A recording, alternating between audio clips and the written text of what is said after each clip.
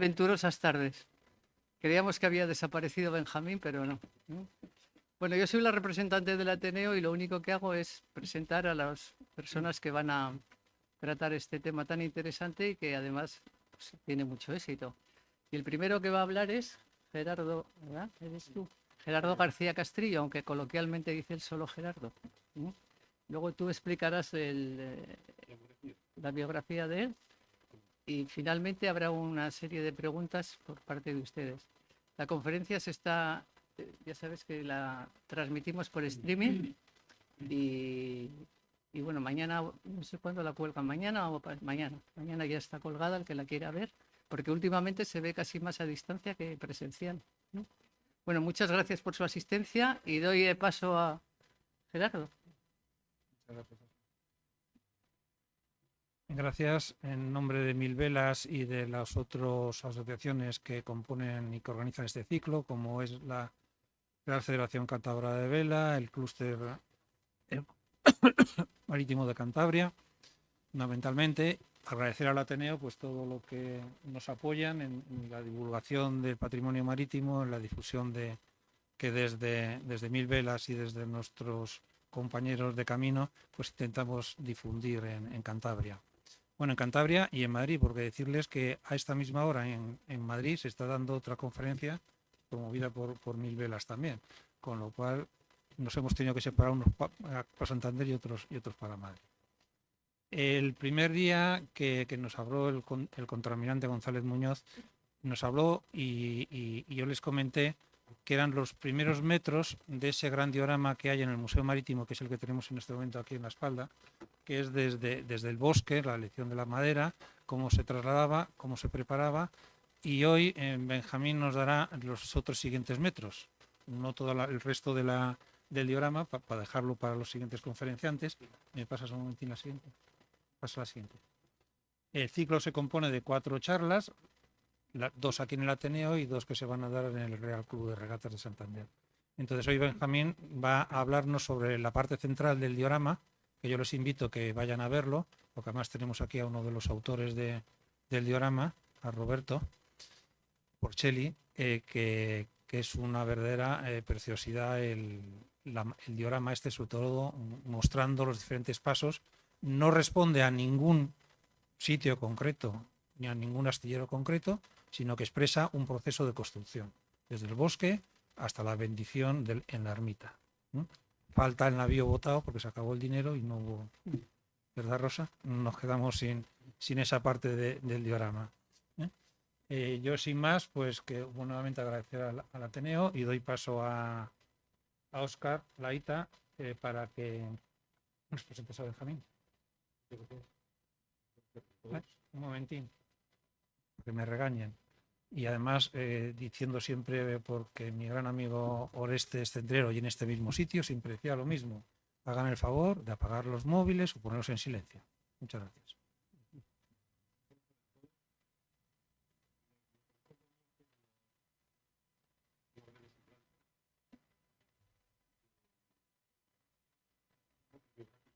De Benjamín. Probablemente ya conocerán la mayor parte de ustedes a este divulgador que bueno, nació hace unas pocas décadas en Santander y posteriormente se formó en la Escuela de Náutica de Santurce, obteniendo el título de maquinista naval jefe. En la Universidad de Cantabria obtuvo el doctorado en Ciencias del Mar.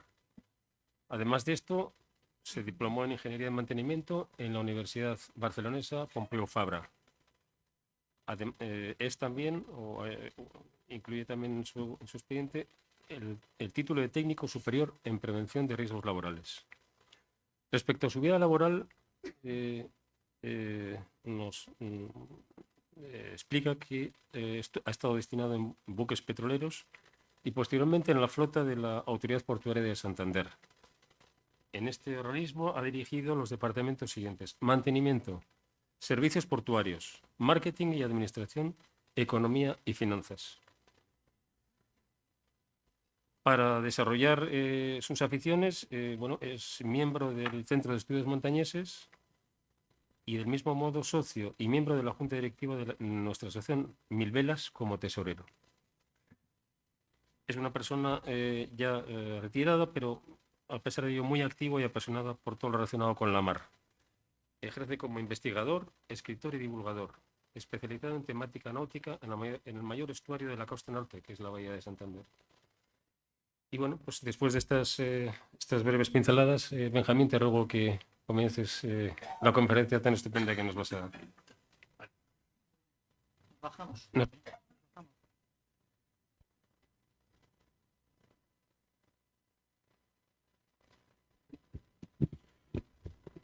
Hola, buenas tardes.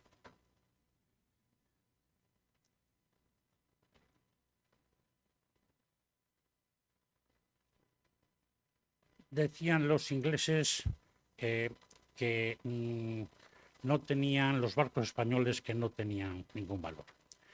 Lo que les ocurría a los ingleses es que no tenían información de cómo eran los barcos españoles. Lo comentaba José Luis Casado Soto en alguno de sus libros y alguna de sus charlas. Y decía que no tienen información porque hasta el siglo XVI, principios del XVII, no hay información escrita sobre la construcción naval. Y no hay información escrita, no hay datos, porque los barcos son equipos de guerra, son máquinas de guerra, son del Estado, y entonces no puedes dar publicidad a los equipos de guerra porque podrían caer en manos del enemigo. Uno de los libros ya del siglo XVII, de 1630, es el Diálogos entre un vizcaíno y un montañés. Es un libro de construcción naval que tiene una forma muy curiosa. Es un diálogo donde el vizcaíno va haciendo preguntas y el montañés va contestando todo lo relacionado con la construcción del barco. Es todo un tratado, se supone que es uno de los mejores libros que habla sobre la construcción naval. Es anónimo. Pero en este libro dicen que comparan como el buen arquitecto que va fabricando un costoso edificio. Comparan la construcción de un barco con la construcción de un edificio.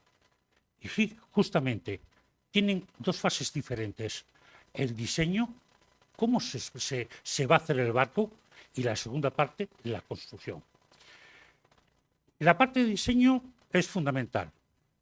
La comparación que se hace con un barco y un edificio, para mí no me gusta mucho, porque el edificio está sentado en tierra y la tierra no va a tocar al barco. En cambio, la mar sí va a someter al barco a muchos trabajos y a muchos esfuerzos. Pues bien, yo recuerdo que hace años en los planes de estudio de las escuelas de náutica había dos asignaturas diferentes.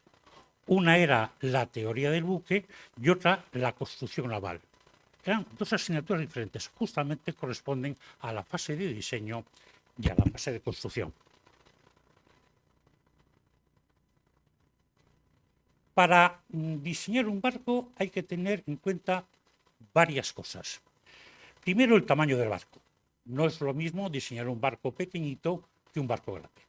Aquí les he puesto 4 barcos representativos de 4 tamaños diferentes.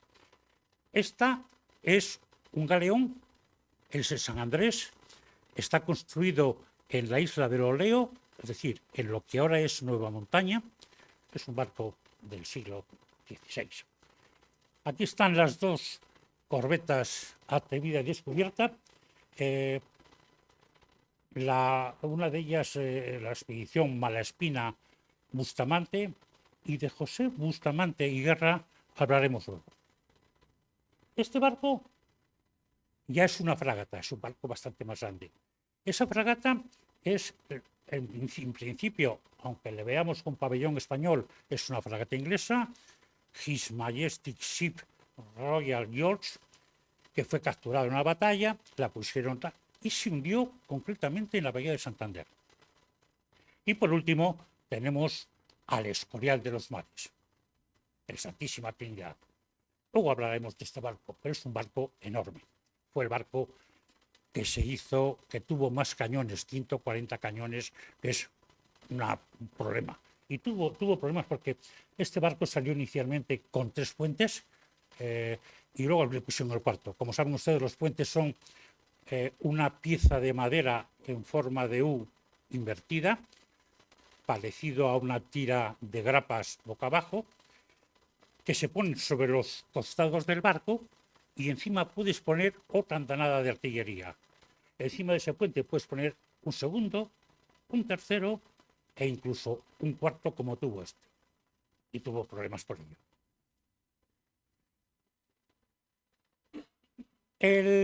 La zona de actuación de los barcos también va a considerar su diseño.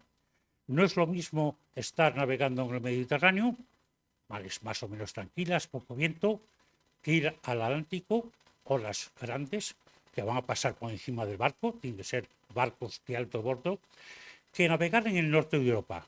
El norte de Europa, el Mar del Norte, es un mar que tiene muchos bajos.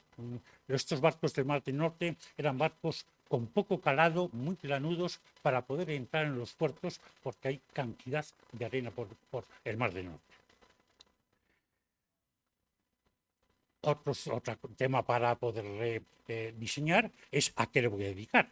Puede ser un barco mercante, transporte de mercancías, un barco de pesca o un barco militar. Hasta el siglo XVIII no había distinción. Prácticamente eran barcos mercantes y que de vez en cuando hacían falta, el Estado les requisaba o les alquilaba, les artillaba y se ponían a navegar como barcos de guerra. Acababan la campaña, le quitaban la artillería y seguía siendo un barco mercante. Luego ya veremos cómo a partir del siglo XVIII ya hay 2 caminos. El barco mercante es un tipo y el barco militar, el barco de guerra, otro tipo diferente. Incluso para el diseño hace falta, hay razones políticas que pueden cambiar el diseño de un barco.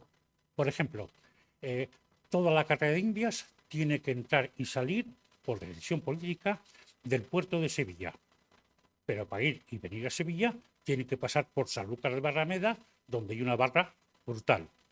Y entonces limitan la construcción de los barcos a 700 toneladas.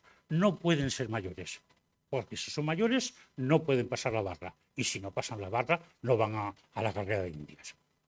Y por último, y fundamentalmente, hace falta qué requisitos le pido yo a mi barco. ¿Recuerdan ustedes aquel dicho que un trabajo que sea bueno, rápido y barato no existe? 2 de esas condiciones sí. Puede ser bueno y barato, no sea rápido. Puede ser bueno y rápido, no sea barato. O sea, 2 de esas 3. En los barcos es mucho más complejo. Queremos que nuestros barcos tengan marcha, que tengan velocidad, que tengan buen gobierno, que tengan poca escora, mucha resistencia. En fin, le pedimos a nuestro barco muchas cosas, pero ellas a veces son incompatibles. Por ejemplo, queremos velocidad. El barco tiene que andar mucho, es un barco militar de guerra que tiene que atacar. Pero sí, es muy fácil, le meto más vela. Le meto más vela y en el momento que le meto más vela, el barco escora.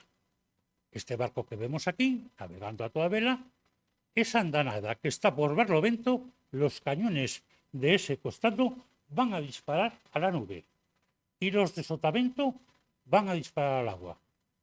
No me sirve. Tengo que bajar velocidad, quitar vela para que el barco se estabilice. Los cañones, como saben ustedes, no tienen la posibilidad de movimiento vertical, están sobre una correña y siempre tienen el mismo ángulo de disparo sobre la cubierta del barco.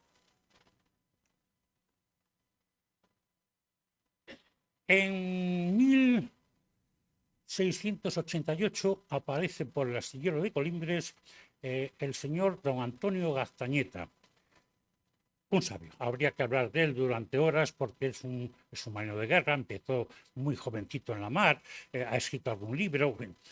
Y algunos autores dicen que va a Colindres para hacerse cargo de la dirección de un galeón enorme que están construyendo en este astillero, en Nuestra Señora de la Concepción y de las Ánimas.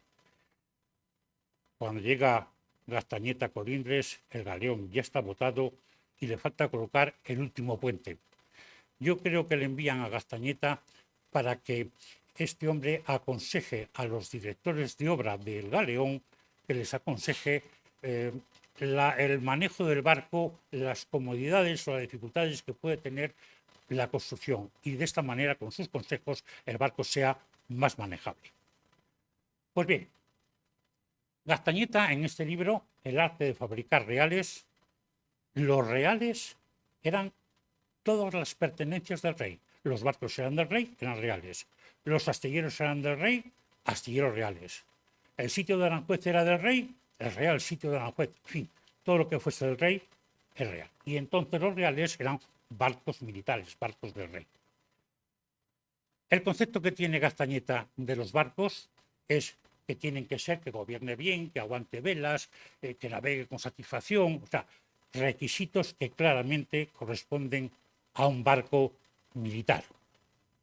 Pero en este mismo tiempo hay otro Antonio Garrote, capitán de mar y guerra, que entiende que el barco tiene que ser amplio y estable. Es un concepto diferente. Uno piensa en un barco de guerra y otro piensa en un barco mercante.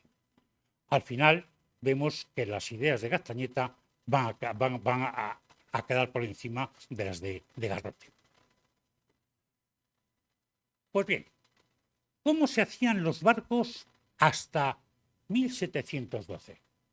Ya pasa. El barco clásico, el barco del siglo XVII, es el galeón, sin duda.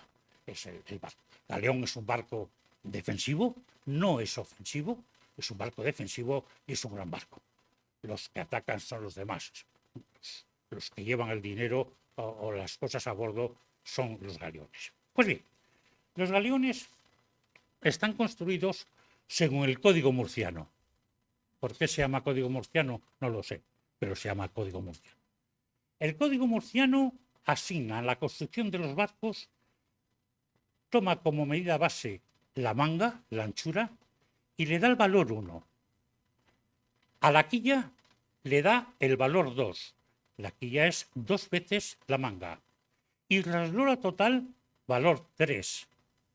3 veces la anchura del barco, la manga. El as 2, 3. Todo el resto del barco tiene unas determinadas proporciones. Ya en 1613 Brochero ha escrito todas las relaciones que pueda tener, y Díaz Pimienta posteriormente ocurre lo mismo, escribe cómo tienen que ser las proporciones entre todas las medidas del barco, los diámetros de los árboles, la anchura de no sé qué, todo está proporcionado. Este barco tiene una manera de construcción especial. Como verán, una cuaderna, si estas son las barengas, estos genoles forman parte de las cuadernas del barco. Y curiosamente lo que hacen es ponen una cuaderna, un hueco, y pegada a la siguiente cuaderna, otro hueco, y pegada a la siguiente cuaderna. Es decir, cuaderna, hueco, y hacen así. Posteriormente se forra por dentro, se forra por fuera, y es un barco macizo, enorme. La cantidad de madera que tiene este barco le hace insumergible. Los galeones vacíos, sin carga, no se podían hundir. Sin carga, claro. Había que quemarles para que no cayesen en manos enemigas. Tiene una cantidad de madera brutal. La clavazón de estos barcos es de hierro. Ya están utilizando hierros para hacer toda la clavazón. Y digo esto porque en el norte de Europa, Inglaterra, Francia, Holanda, están haciendo los barcos, la clavazón no es clavazón, son cabillas de madera, son unos cilindros de madera que se meten en las piezas, y esas piezas de madera, esas cabillas, son las que van a hacer el armazón del barco. Aquí se prueba y los constructores no les gusta. Vuelven al clavo. Este sistema constructivo tiene un problema. Consume enormes cantidades de madera, por dos motivos. Primero, porque el barco tiene muchísima madera.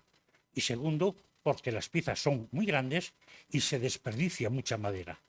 Este tiene un problema, es grandes cantidades de madera. Los escarpes, las uniones en este caso son horizontales, esta es la unión de la quilla y son horizontales.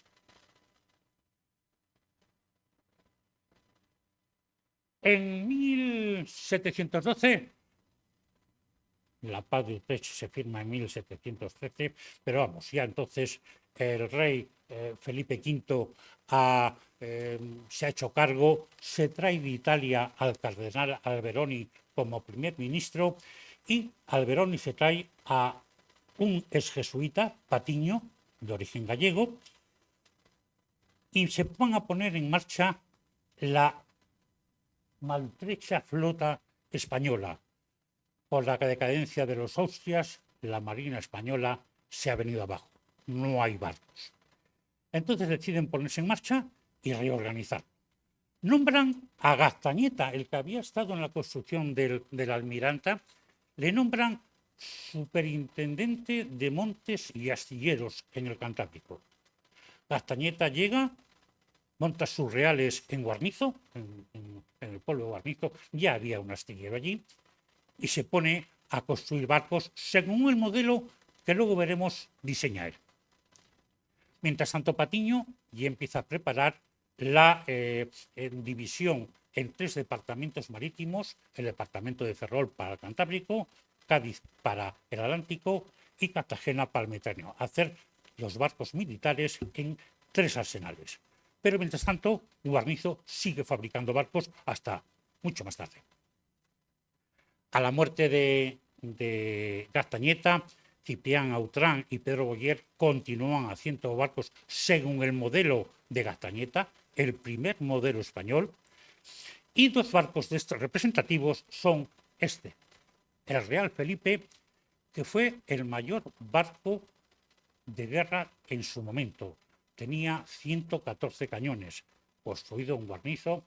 Aquí le vemos saliendo entre el Puntal y la península de la Magdalena. Y este es un barco que luego tiene también más historias. El otro barco, también que vamos a hablar de él, es el Princesa. Esta ya es una fragata. Es un barco, es un navío de línea. Los navíos de línea eran barcos que tenían 72 cañones o más, 73 cañones. Se llaman navíos de línea porque en el año 1639 mandan a Oquendo que vaya a llevar a los tercios de Flandes provisiones, munición, oro, y resulta que los holandeses ponen su flota con un barco siguiendo al otro, paralelos a la costa, en forma de línea, y no pueden pasar los españoles. Fue una derrota, la derrota de las Dunas, importante, pero dio origen a un nuevo barco, el barco de línea, el navío de línea. Tiene sus características. Tienen que navegar todas a la misma velocidad, tienen que ceñir todos lo mismo y por eso es un barco tipo el navío de línea. Pues bien, el Princesa es un navío de línea. ¿Cómo es el barco que ha diseñado Gaztañeta? Gaztañeta hace un barco que en principio se carga a los galeones, es el asesino de los galeones, desaparecen con él y dice que no, que ha oído en Puerto Chico, dame quilla y te daré millas. Y lo que intenta es alargarle. Comienza a poner proporciones, el 1, 2, 3 se convierte en un 3, 4. Los barcos aumentan y ganan mucha velocidad. Los puentes son corridos. Antes el puente se ponía en la parte de popa, ahora viene desde el castillo de proa hasta el alcázar de popa, todo es corrido. Ya no hay los 2 castillos que conocíamos de los galeones. Las proporciones, por supuesto, las cambia. Las maderas son más delgaditas. Adelgaza las maderas, de esta manera el barco va a pesar menos. Hace nuevos sistemas de ensamblaje.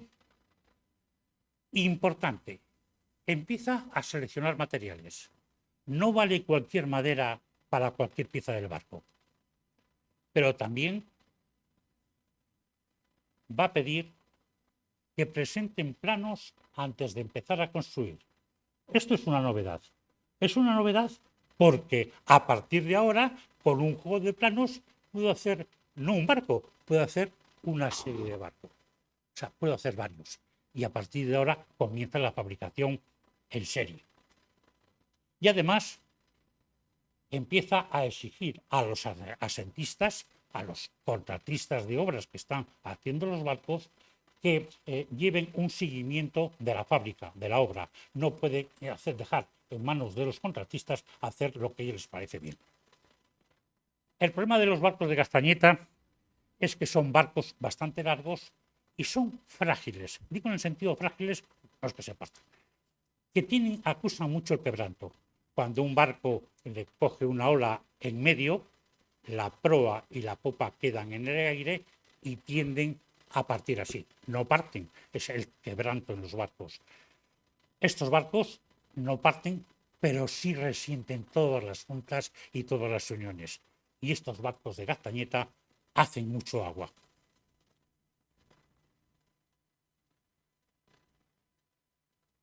Antes les he hablado del Princesa. Tengo que contar una batalla, lo siento. El Princesa va para América, el navío que habíamos visto antes, tiene un problema en un palo, se le cae un mastelero, se da la vuelta y va a reparar a Ferrol. Se enteran los ingleses de que el Princesa va con problemas para Ferrol y a 200 millas del Cabo Finisterre le abordan 5 barcos ingleses y empieza el cañoneo. El Princesa, al caerse el mastelero, no tiene mucha maniobra, no se amigala y empieza a disparar, a contestar el ataque de los ingleses, incluso consigue hacer huir a uno y al final los ingleses, después de 14 horas de combate, le consiguen capturar cuando se queda sin municiones. Y ahora viene algo. Se llevan el barco, el Princesa, a Inglaterra, le reparan, le cambian el nombre por His Majestic Sea Princess, le ponen pabellón británico y vete a navegar a defender el imperio inglés. Pero antes de mandarle a la mar, copian su manera constructiva, cómo está hecho este barco, y se ponen los ingleses a hacer barcos como los que hacía Castañeta en Guarnizo. Y barcos, el Britannia, el Ark Royal y el mismo Victory de Nelson es un barco modelo Castañeta a mayor tamaño. Pues bien, mientras nosotros, los ingleses, empiezan a hacer barcos según el modelo español, el marqués de la Ensenada, que es el ministro de Marina, envía a Jorge Juan.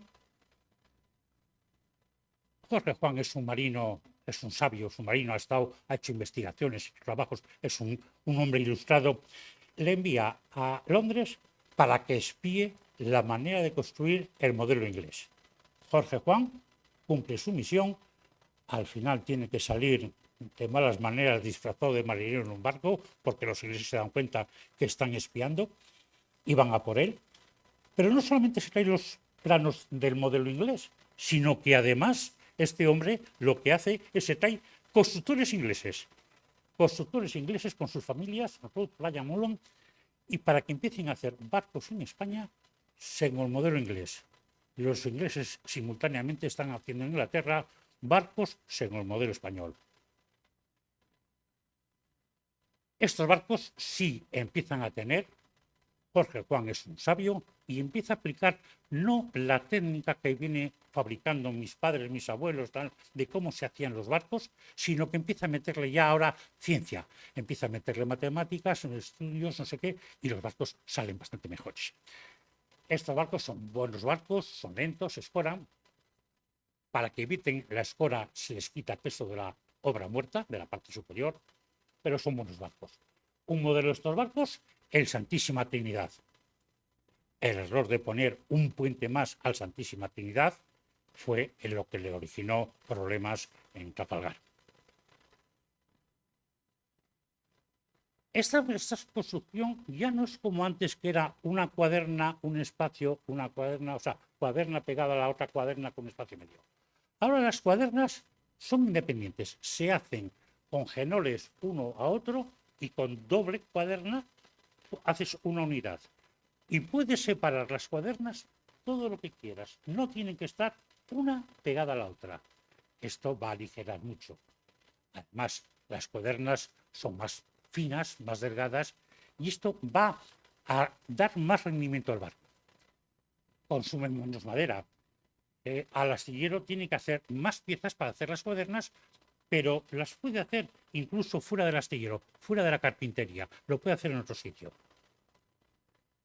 Se pueden fabricar en serie, son barcos más ligeros y son, por supuesto, barcos menos resistentes.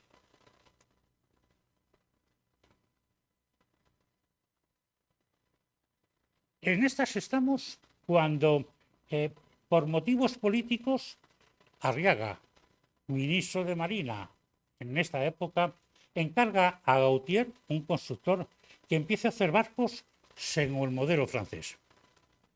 Los franceses hacen barcos. Esto va a originar un problema importante con Jorge Juan, que era el precursor o el impulsor del modelo inglés en España. Total, que hay cartas al rey, que sí, que no, que son peores en alguna cosa y mejores en otra. Tienen buen andar. Como habíamos visto antes, anda mucho, escola mucha. Son muy duros. Estos barcos son muy duros. Y es que además de ser duros, tienen una novedad. Se les empieza a forrar de cobre. El casco del barco, además de ser de madera, les empiezan a meter chapas de cobre. Este me parece que llevaba 2.400 chapas de cobre, el San Juan Nepomuceno. Está hecho en Guarnizo este barco. Bueno, pues les meten chapa de cobre. Y la chapa de cobre tiene dos ventajas importantes. Una ventaja es que tiene menos rozamiento el casco con el agua de mar, el barco es más ligero, y fundamentalmente otra ventaja es que el óxido de cobre es un potente biocida que va a matar a todas las incrustaciones que se pueden pegar o afectar al casco del barco. Al temido Teredo navalis, la broma, se come los cascos, sobre todo en barcos que están en aguas cálidas. Pues bien, con planchas de cobre eso se evita. ¿Y qué vas a hacer? En una época ya que tenemos poco dinero, el alargar el tiempo entre carenado y carenado va a ser un ahorro económico importante. Es la ventaja de estos barcos. Todavía no son los últimos. Todavía los últimos modelos es que Romero Fernández de Landa hace una fusión del modelo francés y el modelo español anterior, que hace un nuevo barco. Hace el San Ildefonso, la serie de los Ildefonsos, que son unos barcos francamente buenos. Son barcos muy marineros, pero tienen un problema. Dan bandazos y sobre todo cabezadas muy violentas. Esto no les permite entrar en combate tan fácilmente. Y por último, el último barco, el San Ildefonso, este de aquí, el San Ildefonso. Retamosa, en 1794, hace el que yo considero el mejor barco del siglo. Es un barco que, parecido al San Ildefonso, que le afina las proas, la proa, le refuerza la popa y sale este barco de aquí. Ese barco es el Beato Santo Toribio de Mogrovejo, se llama ese barco, Santo Toribio de Mogrovejo, pero es más conocido por el Montañés. Ese barco, curiosamente, es un barco que compró la población de Cantabria, de Santander, para regalárselo al rey. José Bustamante y Guerra habla con el virrey de México, le dice que quiere hacer un regalo al rey de un barco, y entonces el virrey se entusiasma a la gente, a los inmigrantes que están en México, los indianos de potencial económico, hace una colecta y saca 86.000 pesos fuertes. Y con eso se va a construir el Montañés. Y ahora, si me permiten, vamos a hacer un recorrido rápido por un astillero. Para hacer un barco, ¿qué necesito? Pues necesito dinero, necesito operarios especializados, necesito un astillero con ciertos requisitos, no vale cualquier sitio. Necesito madera especial para el vaso, para lo que es el casco. Otra madera diferente para los árboles, para la arboladura. Va a ser fundamentalmente pinos o abetos o maderas. Pino, como decía el otro día el contaminante, decía pino del Báltico. Voy a necesitar hierro, mucho hierro. Voy a necesitar jarcia y velería. Y por último, artillería. Pues bien, haciendo un rápido repaso al diorama, habíamos visto que se cortaban los árboles, que venían marcados, habíamos visto que se transportaban y se llevaban al astillero. Y en el astillero lo van a meter en agua de mar, esos árboles lo van a meter en agua de mar durante 12 a 18 meses. Nos contaba el vicealmirante que era para curar la madera. Va a estar metido en agua de mar más de un año. Esto que hay aquí es una fotografía que he hecho donde yo pienso que estarían las piscinas del astillero de Guarnizo. Esto de arriba es Portañés, esto de arriba, pues más o menos en un radio de 100 metros de este punto estaban las piscinas de Guarnizo. ¿Cómo comienza a construirse el barco? Solamente primero hacemos las piezas necesarias, según los modelos que tenemos.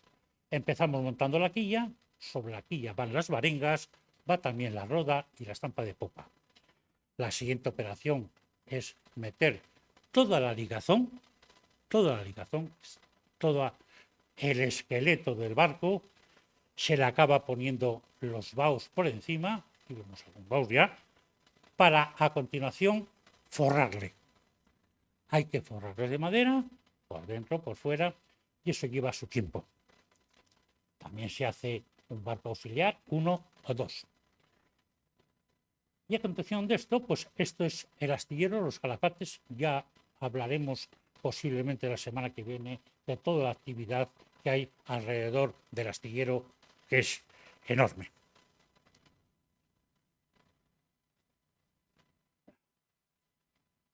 Las maderas que vamos a utilizar no son solamente árboles que hemos cortado, son árboles con muchas formas que ya se han prehecho en el bosque a base de podas detalladas.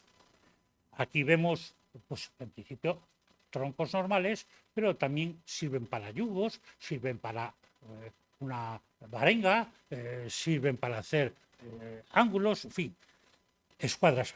Las maderas se van a utilizar no solamente el árbol, sino mucho esto. Hablaba el otro día el contraalmirante González García que él había encontrado un árbol en el bosque viajando que tenía la forma de una roda y tal. Bueno, pues yo he encontrado esta foto que no es hecha por la inteligencia artificial. ¿Qué árboles más raros? Obviamente, estos árboles están podados muy jóvenes y han crecido en esta forma. Hay muchos aquí atrás también más, porque obviamente de aquí van a salir unas cuadernas fabulosas.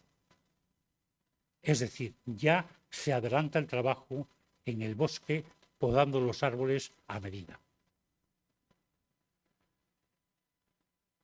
El trabajo del astillero es totalmente manual. Todas las herramientas son manuales, no hay energía eléctrica y todas las herramientas, formones, limas, mazos, berbiquís, ángulos, etcétera, todo está hecho por ellos a su gusto y uso. ¿Qué vamos a encontrar en el astillero? Pues no solamente carpinteros, vamos a encontrar soldadores, los maestros de popa. Las popas de estos barcos son verdaderas maravillas de talla de madera. Van talladas por todas las formas, son verdaderas maravillas. Y había unos tallistas en el astillero que se llamaban los maestros de popa. También lo que hacían era el mascarón de proa. En este caso, el mascarón de proa corresponde al montañés, como no, un montañés. Tenemos carpinteros, tenemos un herreros, hay mucho hierro. Vamos a ver luego qué hierro necesitamos. Vemos calafates y por final vemos pintores. El trazado de las piezas, traigo este plano de una página del Marqués de la Victoria, Juan José Navarro. Juan José Navarro, a mediados del siglo XVIII, hace un álbum de dibujos de construcción naval con todas las piezas que hay. Son 134 láminas, que son una maravilla de láminas, donde vienen todas las piezas que conforman un barco y su construcción. Como vemos, no son piezas fáciles de tallar ni de hacer. ¿Cómo se encajaban las piezas? Bueno, pues las piezas se encajan bien por superposición de una pieza con otra, bien por encastre o bien por clavazón, clavándola. Y eso quiere indicar que tenemos que tallar piezas de todas las maneras. Clavazón. No hay la ferretería montañesa que está al lado para ir a pedir un grueso de clavos de 40 milímetros. Hay que hacerlos en el astillero, porque se consumen muchísimos clavos de muchísimos tamaños. Pero no solamente son los clavos, es que necesitamos argollas, ganchos, punchos, pasadores, o sea, un sinfín de piezas metálicas, piezas de hierro que tenemos que hacer, pero muchísimas. Y para ello lo que se tiene es una fragua o varias fraguas dentro del astillero para que nos surtan de lo más elemental. Porque hay otras piezas que esas no las podemos fundir en la fábrica. Las anclas, anclotes, cadenotes, es decir, es un porrón de elementos de hierro que estas pueden venir de las ferrerías. Concretamente, en Cantabria teníamos una fábrica de anclas en marrón. Un barco de estos podía llevar 6 anclas, 6 anclotes, o sea, no 2 o 3, llevaban muchos anclotes. Pues bien, una vez que el barco ya está montado, el bicho se forra. Esto es una fragata. Y una vez forrado el barco, hay que calafatearlo. El problema del calafateo es fundamental. Las placas que van a conformar el casco del barco, la parte exterior del barco, las maderas pueden ir o bien montadas una encima de otra, tingladillo, que no se utiliza, o bien testa con testa, o sea, costado con costado. Y es que el problema de las maderas y de la hinchazón de la madera es importante, porque la dilatación de la madera no es exactamente igual en todas las dimensiones. Si cogemos un tablón de madera y lo metemos en el agua, veremos que a lo largo apenas hincha, apenas crece. El espesor crece un poco, pero la anchura crece mucho. Y entonces, de que la madera esté mojada o que la madera está seca, es que se junten o no se junten. ¿Cómo lo solucionamos? Calafateando. El calafate coge estas hebras de cáñamo, coge esas cáñamo, hace una cordel de cáñamo, lo trenza o lo corcha en la rodilla y lo unta con brea. La brea es un alquitrán de origen vegetal, clásicamente oliendo a brea, que es que dice la canción, y con el mazo y el taco lo van metiendo en las puntas. Quiero decir que la diapositiva se la ha robado al profesor García Castillo. Es de él. Una vez que el barco está totalmente calafateado, llega el momento de la botadura. Botar un barco no es fácil. Primero, el sitio donde hemos tenido que elegir el astillero tiene que tener ciertas condiciones. Tiene que estar horizontal. mar. Sí, yo he visto las gradas de los barcos que están así. Sí, los metálicos. Los de madera están en horizontal. ¿Por qué? Porque todo se monta con plomadas. Necesitamos montar sobre la quilla que está en horizontal todas las cuadernas y todos los equipos con plomadas. No podemos tener la quilla inclinada. Tiene que estar en horizontal. También otro elemento es la orientación del vaso. Tiene que estar orientado norte-sur, porque si no, el sol va a darle más en un costado que en otro y las dilataciones van a ser asimétricas. Y para que no dilate más del lado que está expuesto al sol, se le pone proa al sur y dará por la mañana a babor y por la tarde estribor. Y una vez que está el barco así, está sin terminar, ¿eh? Falta poner puentes, falta poner arboladura, luego hablamos, pues vamos a la botadura. La botadura es un momento crucial, el bote siempre es de proa, siempre se hace con la proa hacia la mar, no siempre sale la primera la botadura. Contaba en Guarnizo hay una historia de que un barco que fueron a botarle no pudieron botarle y entonces lo que hicieron fueron cogieron a la Virgen de Muslera, lo pusieron en la popa y el barco se deslizó tranquilamente hacia la mar. Es así, ¿no, José Luis?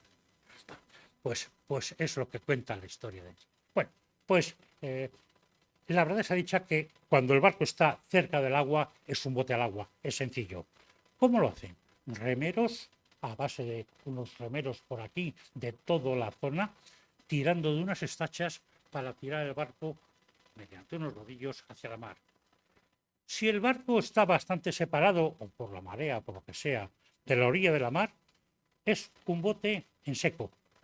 Hay que empujarle con bueyes sobre rodillos.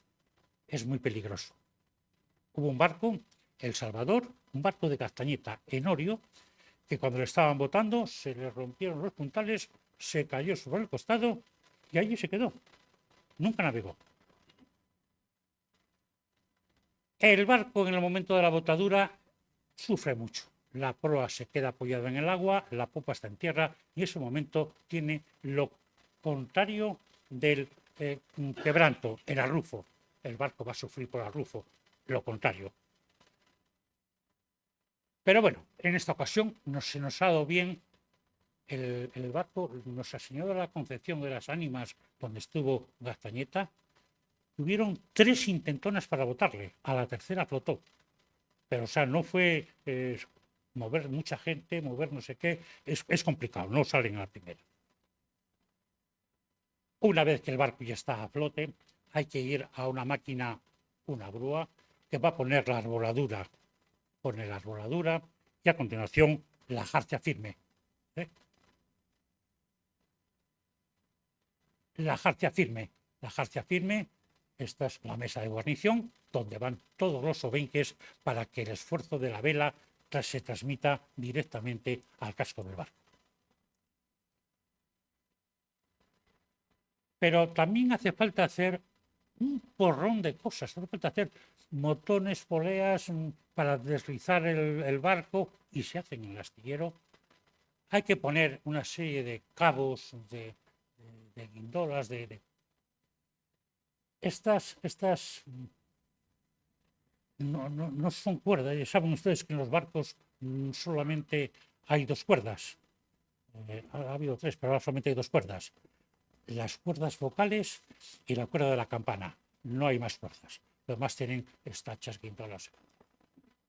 Hay que hacer toda una serie de polipastos, de poleas, para mover todos los velas.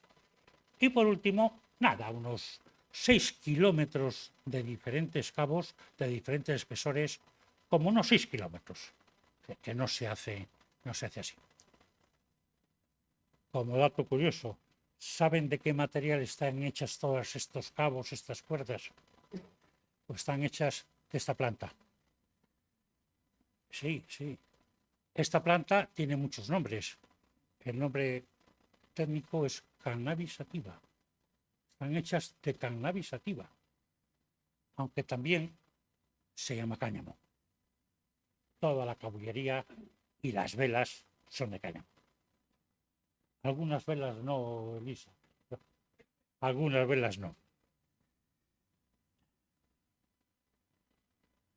Y ahora todavía no hemos terminado. Hay que empezar a montar equipos dentro del barco.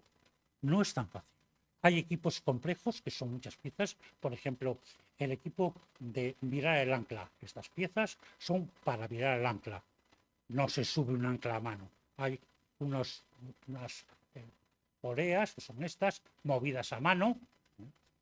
Estas poleas con muchos brazos empujando a los hombres giran para levantar el ancla. Si se fijan ustedes, esto parece un molino.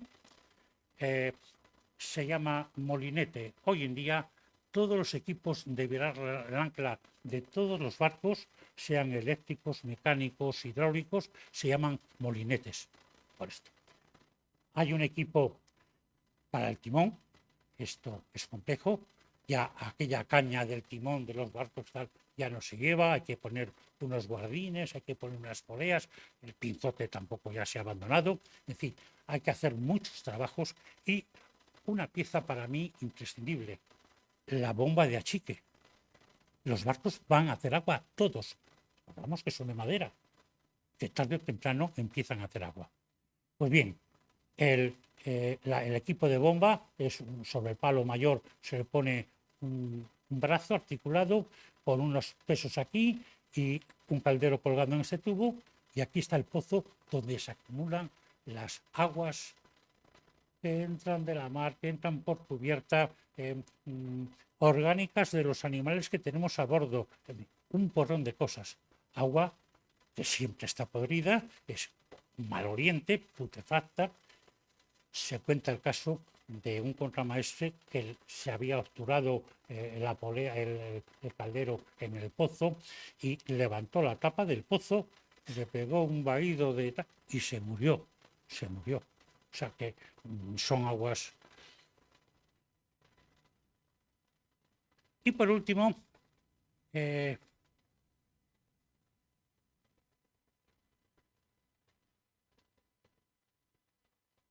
todavía falta ponerlo en servicio. Hay que poner instrumentación, hay que poner armamento, velería, respetos, decoración, pintura, y cuando hemos acabado todo esto, el capitán dice: a la mar. Muchas gracias.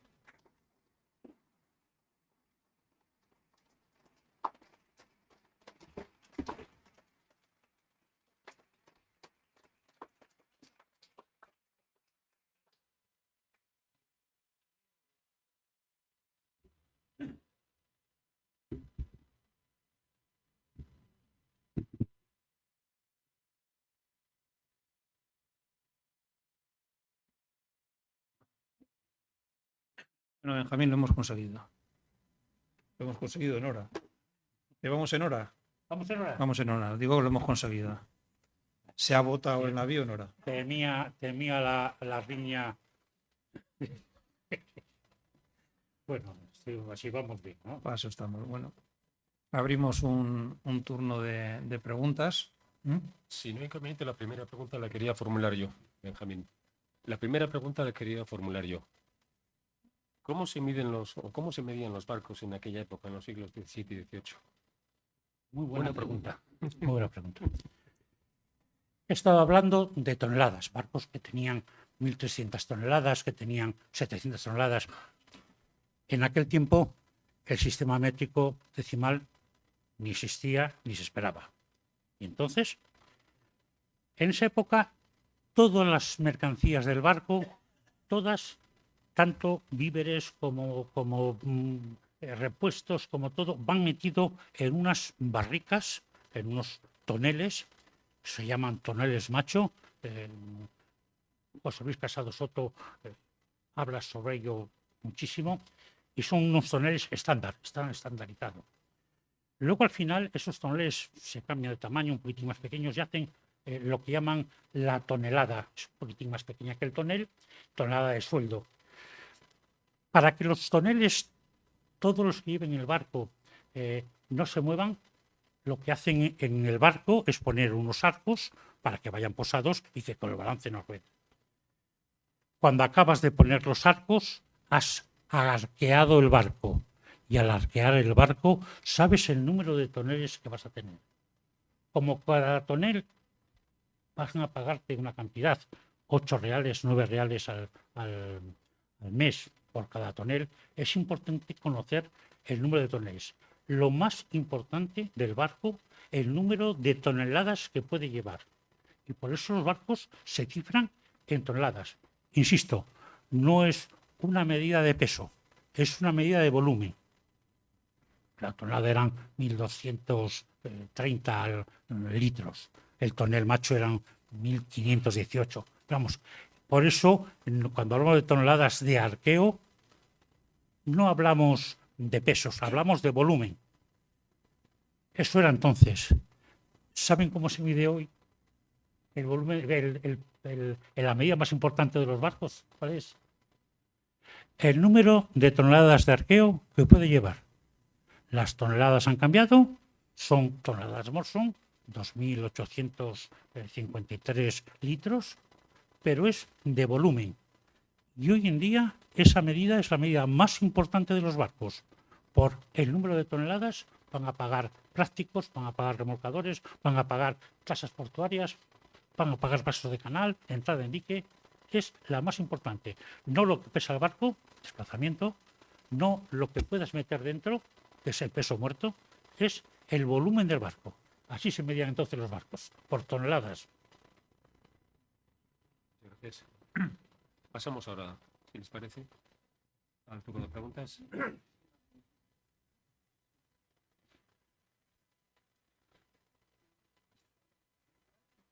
Sí, sí.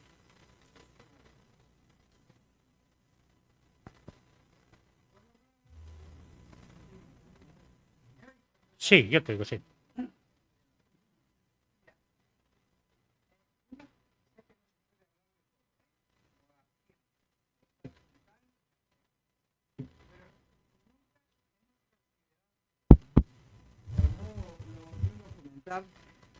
Lo que había que plantar de cáñamo cada vez que se planeaba un barco o una armada. Se hacían auténticas plantaciones y juntitos para que tiraran mucho para arriba. Os he hablado de las velas y ya sabes que esa es otra. Es otro tema. Pero la cabullería llevaba fincas de cáñamo, vigilado que se controlara aquello. No era ir a comprar soga y llevarla para el barco. Había que hacer toda la cabullería. Y para la estopa la misma canción. Fardos y fardos de estopa. A mí esas cosas me alucinaron. Porque claro, estás acostumbrada a ir a la ferretería donde se hay que comprar. Sí. Y las velas que tú ya Las sabes velas, sí. Las velas es otra que canción. en algún momento pues también están hechas de fibra de cáñamo. Se utiliza de la planta del cannabis sativa, lo que se utiliza son el tallo. Las hojas se desprecian y el tallo se van haciendo pequeñas fibras y entonces esas pequeñas fibras se van trenzando, entre ellas son las fibras del tallo, no las hojas. Los cables, o sea, todas las tachas, además las hacían los ingleses, lo hacían de una media las hacían de 185 metros, eran los cables. Y lo hacían de esa medida porque un cable es la 10ª parte de una milla, 185 metros. Recuerdo que en los astilleros de Portsmouth en alto hay unas galerías estrechas, pero muy largas, y pregunté qué hacen esas galerías ahí en el arsenal. Es que donde hacemos los cables, hacían los cables de cáñamo.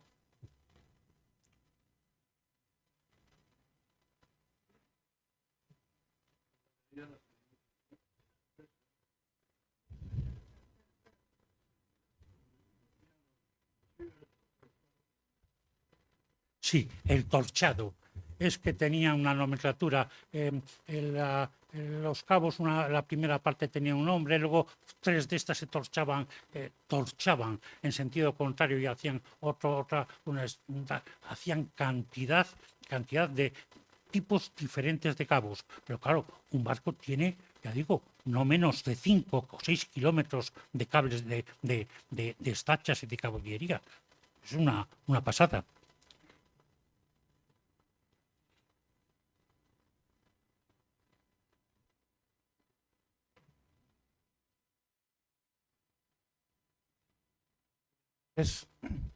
Yo por descontado no he hecho galeones ni he hecho esas cosas, pero sí he hecho todo tipo de embarcaciones, ¿eh? Lógico, yates, pesqueros, para ir al Gran Sol y todo ese tipo. Le voy a enseñar una foto, le puedo enseñar una foto que tengo. ¿Puedo enseñar una foto? Sí, cómo no.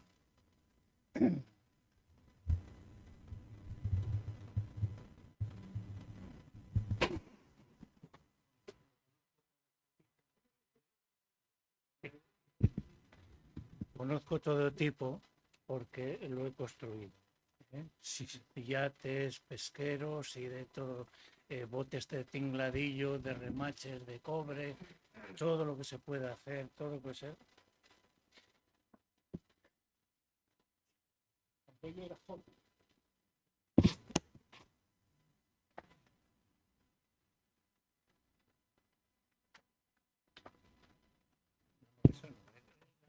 Esta es la foto. Y este es el yate que se hizo para el señor Botín, desde la quilla hasta que se terminó entero. Quiero decir que yo todo el tema le conozco, incluso de cuando se habla de los armazones y eso, se iba un señor al monte a buscar el roble más torcido para los armazones, para que, claro, si es recto, en las vetas se corta. Entonces, si es recto, y había unos señores que llamaban los serrones que habían salido, que ponían un andamio allí y uno por arriba y otro por abajo, sacaban Se aprovechaba todo. exactamente, sacaban los tablones y luego en las cintas se sacaban los armazones. Gracias. Muchas gracias. Ángel, allá atrás.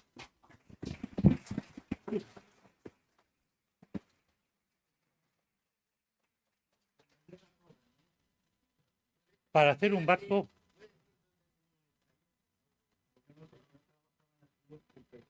Pompeyo, sí. Ahí se ha hecho La próxima muchos charla barcos, que vamos a tener muchos barcos. Justo ahora que he dicho, conservo una cápsula completa de madera. Ya tengo la pateca, Sí. la conservo de madera. Sí. Cuando yo era chaval, que íbamos a la playa, pasábamos por... Muchas gracias. Pasábamos por los astilleros Pompeyo y a mí me hacía gracia ver cómo metían tablas de madera y las cocían en unos tubos con agua, las ponían fuego y ¿para qué? Un chaval, ¿para qué quieren cocer la madera? Era la vareta, que luego se puede ajustar muy bien para la vareta. Allí a la entrada estaba con las virutas, se hacía la hoguera. Para hacer un barco se necesitan aproximadamente entre 3.500 y 4.000 robles. Es decir, no son media docena de árboles. Si tenemos en cuenta que en esta época, en el siglo XVII, Cantabria, concretamente la montaña, tenía 83 millones de árboles, 83 millones de árboles, veremos que lo que realmente desforestó la provincia de Cantabria no fue la construcción naval, fueron otras industrias armamentísticas.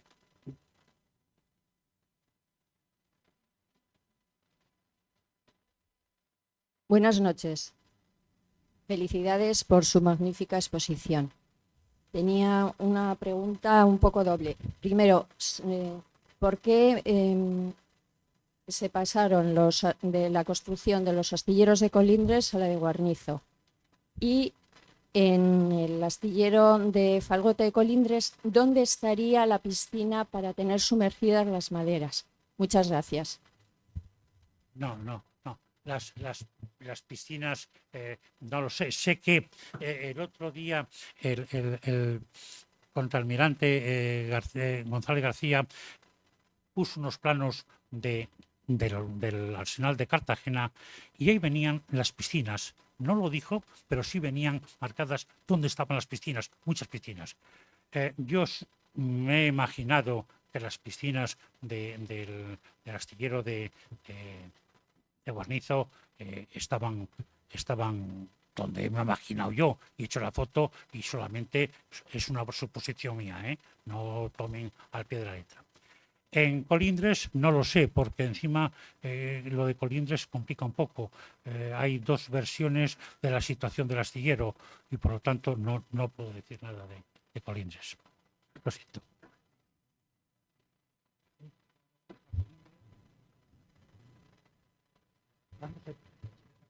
Sí, Colindres exactamente se deja en el año 1639 el arzobispo de Burdeos, Monseñor Henri d'Escoblou d'Isordis, ataca Santoña con una flota de 130 y tantos barcos, entra en Santoña, no sé cuántos miles de hombres, y va buscando los astilleros de Colindres, porque claro, ahí hay material para hacer muchos barcos. Saca a Santoña, quema Santoña, entra a Laredo, quema Laredo.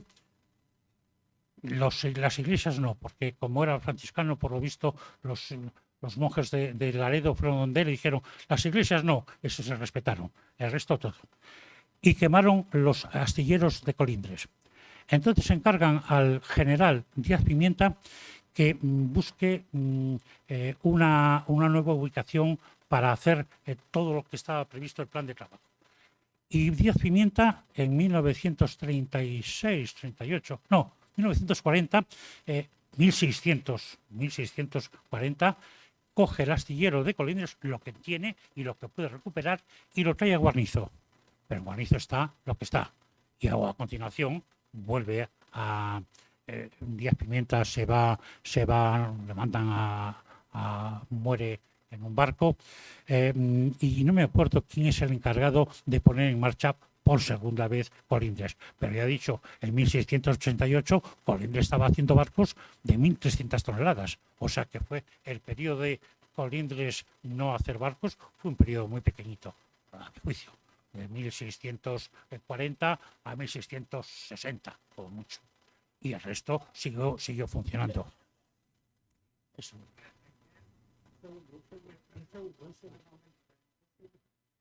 ¿Cómo? Sí.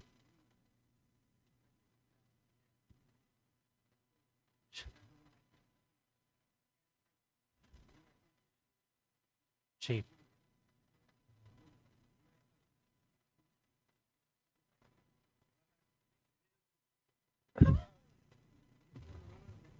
Todo.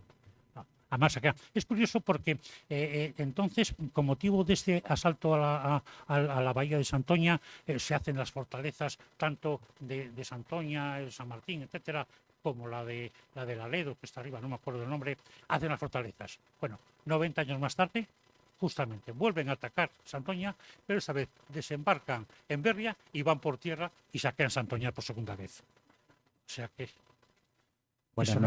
Allí están todas las fortalezas. No me acuerdo cómo se llama el que está en Laredo arriba y todos los de Santoña, tanto impedían entrada en la bahía de Santoña. No entraron por Berria. Con permiso. Buenas noches. Antes que nada, dar las gracias a don Benjamín por la conferencia y quería hacerle dos preguntas muy breves. Ha nombrado que en el barco había 3 cuerdas, pero solo dijo 2. ¿Cuál sería la tercera? Y la segunda pregunta, que es muy rápida.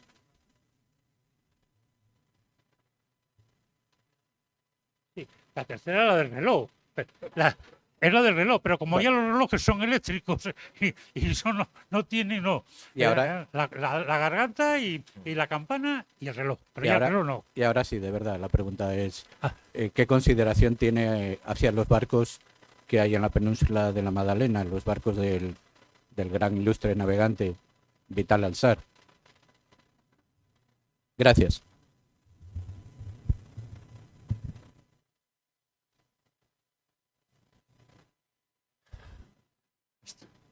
me pones en un aprieto.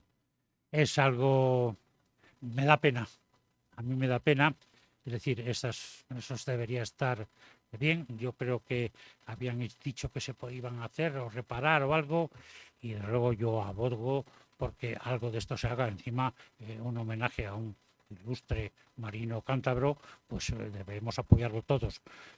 No hace mucho pasé por allí, vi el estado de estos galeones y me dio pena.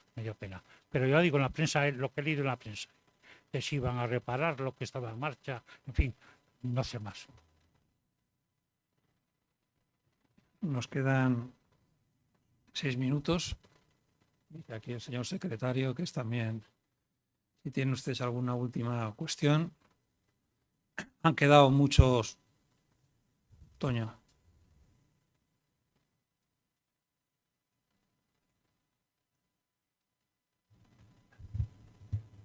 Bueno, también muy bien, como siempre, una información estupenda, en la exposición igualmente estupenda. Hubo una época en que hubo una gran pugna en la construcción naval entre España y los ingleses. De tal manera que Jorge Juan estuvo allí como espía. Se gastaba muchísimo dinero entonces en pagar a los espías, que eran espías oficiales. Estaba en otras funciones, no iba como espía, estaba cumpliendo alguna misión como marino, que era de la Armada, ¿no? Pero eran espías. Y lo que te quería preguntar es, ¿cuándo cambia el sistema de botadura de los barcos? Antes has dicho proa a la mar, los ingleses los echaban popa a la mar. No sé si tienes alguna idea de cuándo, cómo y por qué. No lo sé. Pues nos quedamos con la incógnita, pero enhorabuena, de todas maneras. Lo que he visto, yo siempre he conocido las famosas anguilas, porque las tirabas.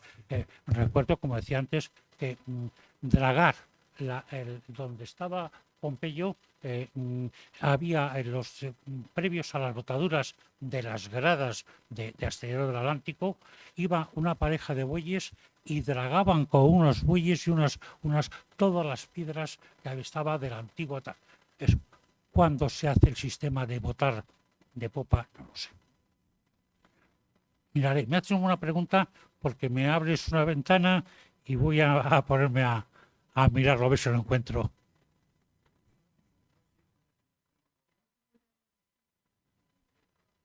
Siempre les hemos votado de popa. ¿Cómo? Que siempre les hemos votado de popa, siempre. Siempre. Cuando yo he estado allí, claro, otra Siempre época veía no los- lo sé, pero nosotros siempre eran de popa. Yo vamos, y lo que he visto y lo que eran barcos de popa. Pero insisto, durante el siglo XVIII los barcos siempre se botan de proa. Ya digo, como están en horizontal, es mucho problema. Claro, está inclinado, le pongo unas anguilas y le deslizo sin problemas. Pero claro, cuando está en horizontal hay que empujarle y estamos pensando pues en basa, en barro, en terreno blando. Y como sé que el Nuestra Señora Concepción de las Ánimas, las 3 intentos que tuvieron, cogieron a todos los remeros que había en la bahía de Santoña, le pusieron en pinazas o en embarcaciones a remo, le tiraron unas estachas al barco y a una, y a tirones, imagino que con puntales, y así le botaron a la tercera. Pero no sé cuándo cambiaron. Bueno, pues para meterte más ruido, hay sitios donde los botan de costado. Para meterte más ruido, hay sitios donde los botan de costado. Los escandinavos. Los Botas botes de de costado. costado ya son. Y tuvieron Son el otra problema, cosa. así tuvieron el problema que tuvieron con el Basa. Que les comentaba antes que quedan muchos temas y claro, lógicamente habrá más charlas. En el año 92, creo que la Comisión del Quinto Centenario hizo una réplica de la Santa María. Y parece ser que nada más botarle el barco, escoró y se hundió. Sí. Al botarla para la Expo tal, tuvieron un problema, no lo habían pensado muy bien y se cayó. Se comentó entonces que no habían respetado la insolación de la madera la misma insolación de los dos costados del barco y que pudo ser esa la causa. Esa es la teoría que tienen ustedes también. Hombre, que en el Muchas bote, gracias. que en el bote, gracias, que en el bote el barco se dé la escore y se no tanto. Eso le pasa al Vasa. Al Vasa le pasó similar, un barco noruego de madera, y también le botaron y nada, a los media hora el barco volcó, entró agua por las portas de artillería de una banda, se llenó y se hundió. Y ahí se quedó mucho tiempo. Pero yo en eso pienso que es una falta o de diseño o de lastre. El lastre en estos barcos es un problema gordo. Claro, tampoco hay tantos muelles para lastrar. Los barcos necesitan llevar, cuando están vacíos de carga, necesitan llevar un peso lastre que le dé una altura metacéntrica que pueda navegar. Pero claro, ¿qué lastre utilizas? Piedras. Si no voy a tierra, ¿cómo cojo las piedras? Y a la inversa, cuando tengo que deslastrar para meter peso a bordo, ¿cómo deslastro? ¿Qué hago con las piedras? ¿Las tiro al agua? O sea, el tema del lastre y del deslastre es algo que no se estudia mucho, pero en los barcos de madera era un problema muy importante. Había más historias, eso, y no se estudia mucho. Ya digo, yo ese barco, esa réplica, yo considero, y es mi opinión personal, que es que fue o bien falta de diseño, o bien las prisas políticas. Venga, vamos, venga, hay que hacerlo ya, no sé qué. No metes lastre y la sacas, claro, y el barco pues de madera, flota, se da la vuelta. Es mi opinión. Una pequeña puntualización, no fue la Santa María, fue la Nueva Victoria la que se hizo.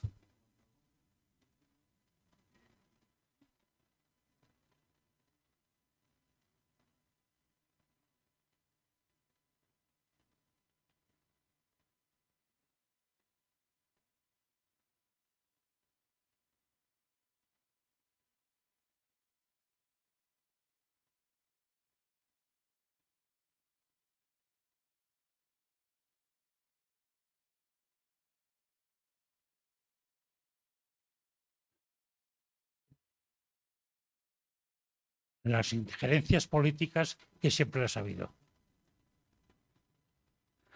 Muchas gracias, Benjamín, por la estupenda conferencia, también a ustedes por su asistencia.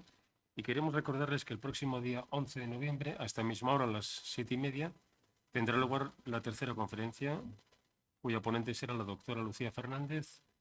El título es Calafates y carpinteros de Ribera, Patrimonio Marítimo Olvidado. Les esperamos ahí también. Muchas gracias.